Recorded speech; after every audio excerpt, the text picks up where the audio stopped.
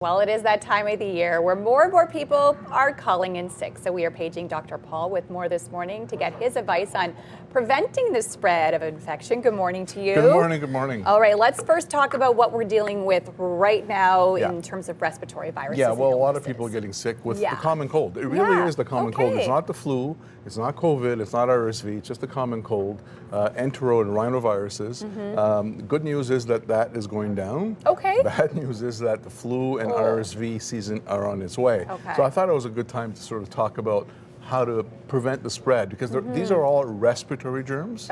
And they spread really from somebody coughing or sneezing. So if I cough and sneeze without covering my mouth or with my elbow or a tissue, I'm going to sneeze probably 7-8 feet away. It's going to spread.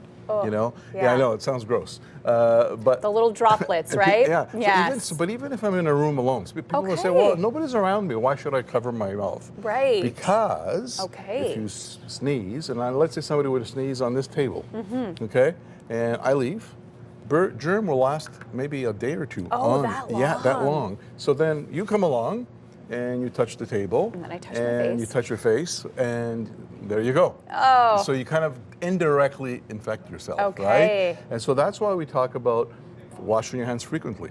So there's direct spread. So by preventing direct spread, a couple of things to do. If you're sick, don't go out, obviously. That's one thing. Cough and sneeze into your sleeve or into a tissue and throw the tissue away. Wash your hands afterwards.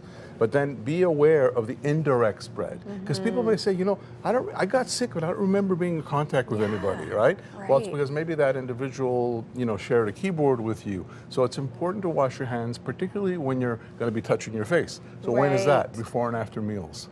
So that's true. So the more you, washing your hands is probably going to get rid of a lot of the risk involved. So that's why I'm telling people, even if you're alone, have that what we call sneezing and cough etiquette, because these germs can last a couple of hours and sometimes up to 24 hours, depending on the germ. Wow. And so you don't know, and you can't see them. It's true. It's invisible. So should we be disinfecting our surfaces regularly? Yeah. So the other thing too is during this type of season, particularly if you're receiving people or have received people, disinfect your surfaces, commonly used surfaces, tabletops, doorknobs, shared desks, keyboards, remote controls, all these things, even light switches, because again, everything can sort of harbor these germs, which are invisible. So why take that chance? So the more you do that, the more you practice that etiquette, the less chances that you will get it, and the less chances that you'll transmit it. Advice for us, because a lot of us will be visiting, very public spaces like shopping centers and malls. Any advice for us in those facilities? Because it's not always convenient just to be washing your hands. Well, that's the other thing too. You can have hand sanitizer with you. Okay, that will help. Yeah, and the other thing too that a lot of people are doing, and we'll talk about it in future shows and food safety. But a lot of people have buffets. Yes. So what happens, right? You touch the spoon, you put it back, somebody else touches it. So what I tell people is before you go into a buffet, wash your hands. Wash your hands, or again, it's impractical. Just put sanitizer, and then afterwards, do it again. Okay. So amazing. It's really direct. Be aware of that, and then indirect.